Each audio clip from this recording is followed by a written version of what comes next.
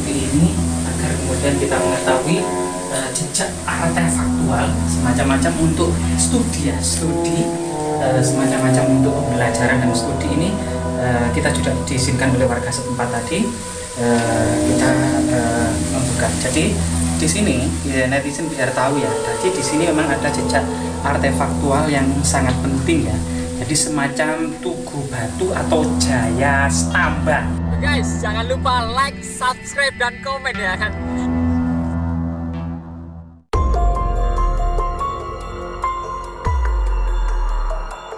Saat ini kita coba menyibak ya sejarah kerajaan Majapahit.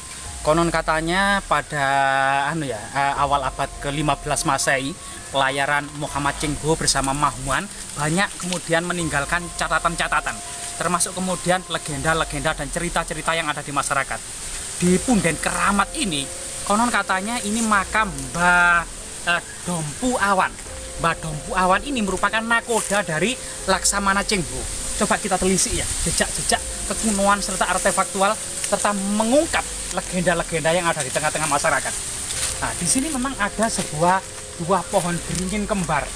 Dua pohon beringin kembar ini yang cukup wingit ya, dua pohon beringin kembar ini.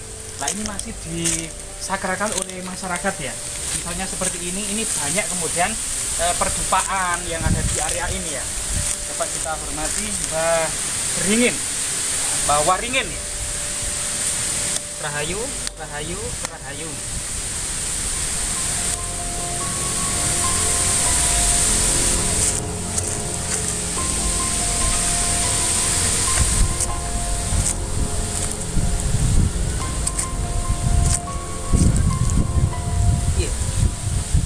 Pohon beringin ini selain menyerap karbon dioksida yang sangat masif ya, serta kemudian menghasilkan O2 oksigen, cukup sejuk dan cukup segar memang berada di bawah pohon beringin yang sangat rindang ini.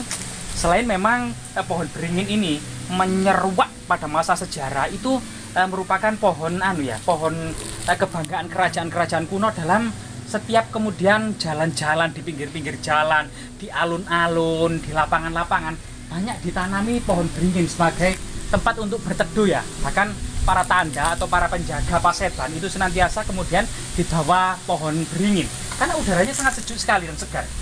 Nah, ini salah satu punden yang cukup sederhana ini konon katanya ini makam Mbah Dompu Awan yang merupakan nakoda dari kapal Laksamana Chengho.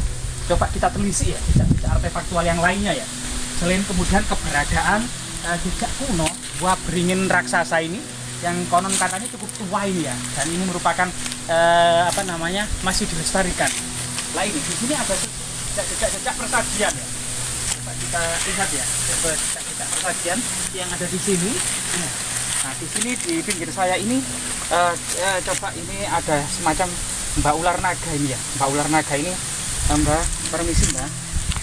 Mbak Ular Naga, permisi, kita cuma di sini uri-uri budaya serta menyibak jejak-jejak kesejarahannya. Kita eksplorasi memang jejak-jejak artefaktual yang sangat penting ya, terutama pada era kerajaan. Jadi, rahayu, rahayu, rahayu.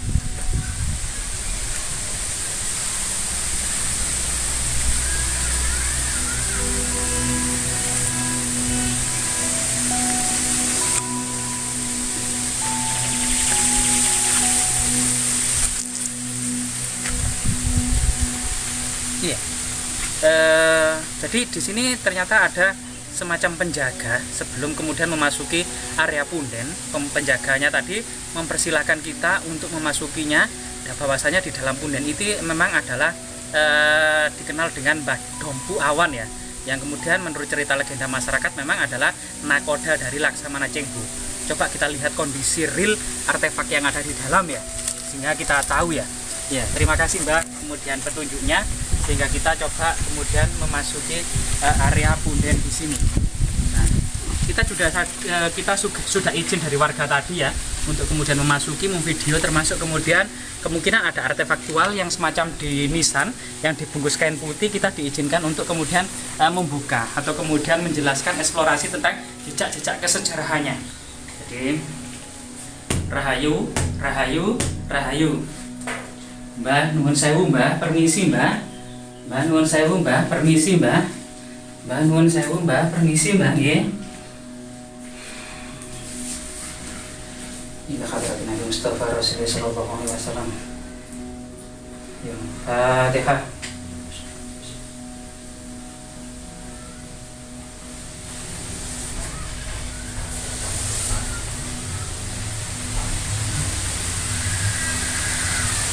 Wa khususan fi ba'dhum doa wa syirul Fatihah.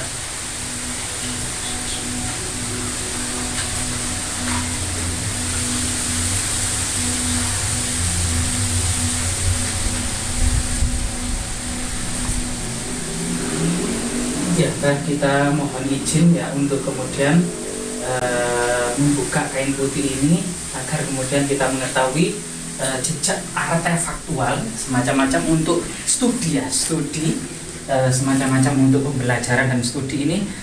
Kita juga diizinkan oleh warga setempat tadi kita membuka. Jadi di sini ya, netizen biar tahu ya. Jadi di sini memang ada jejak artefaktual yang sangat penting ya. Jadi semacam tugu batu atau Jaya Stamba. Jadi pada masa kunonya ini bernama Jaya Stamba. Jadi cukup unik memang, cuman ini memang sudah banyak dibalut oleh semen gitu ya. Tapi memang ada jejak-jejak sakralnya, memang di sini ada hiasan-hiasan seperti ratna gitu ya. Hiasan-hiasan ratna yang bertumpuk-tumpuk. Jadi semacam kalau kemudian pada masa Buddha yang bawah ini namanya Kamadhatu, kemudian yang atas ini namanya, yang kedua ini namanya Rupadhatu, dan ini adalah Arupadhatu, bagian kemuncak ya, Arupadhatu.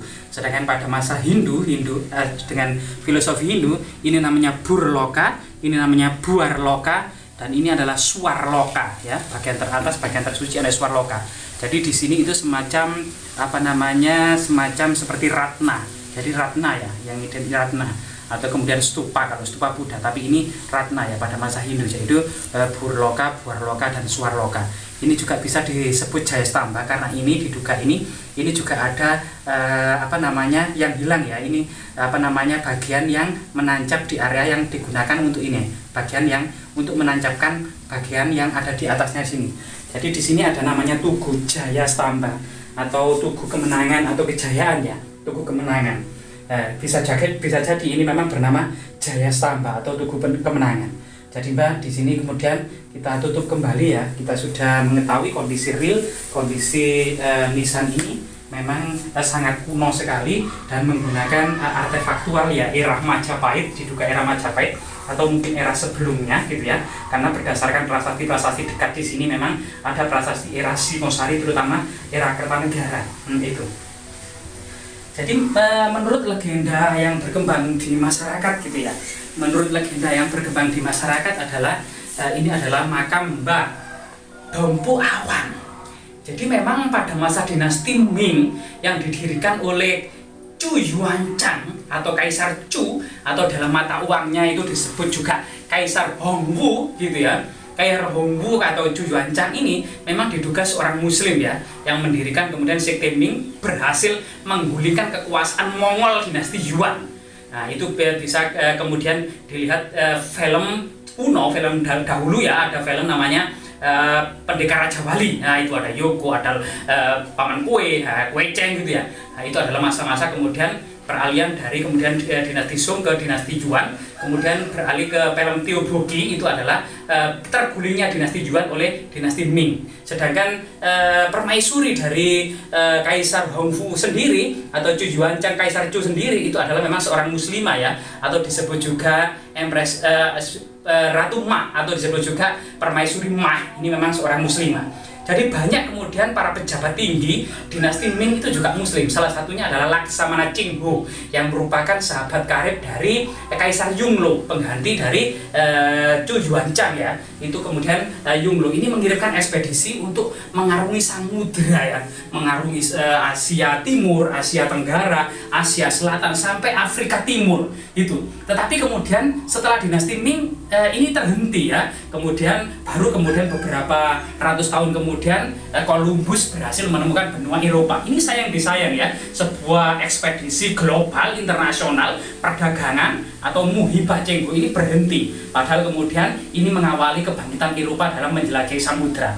Nah, disitulah kemudian menurut cerita legenda masyarakat, selain kemudian Muhammad Cengho yang berasal utusan dari dinasti Ming Kaisar Yongle, itu kemudian banyak sekretaris-sekretarisnya juga muslim, termasuk Ma Huan. Ini menulis kitab Yin Ye Shen Lang yang menggambarkan tentang istana Majapahit, barang dagangan, hasil bumi, kemudian kondisi sosial, antropologi, pusaka, dan berbagai macam keindahan dan jejak-jejak istana Majapahit tertulis sangat rapi dan apik di Yin Ye Shen Lang. Kemudian di sini kemudian masyarakat setempat mengenalnya dengan Dompu Awan atau Mbah Dompu Awan, yang tidak lain dan tidak bukan adalah nakoda dari Laksamana Cengho ya. Nah, disinilah kemudian jejak-jejak kemudian kearifan lokal serta memori yang ada di tengah masyarakat. Semoga kemudian jejak-jejak sejarah seperti ini tetap lestari ya, tetap lestari, kemudian yang sangat erat kaitannya dengan kejayaan dan kemegahan Majapahit ya. Majapahit ya, Mojokerto full of Majapahit greatness. Bahwasanya Mojokerto ini memang penuh dengan kejayaan kerajaan Majapahit. Semoga tetap lestari. Jasmira, jangan sekali-kali melupakan sejarah. Al-Fatihah.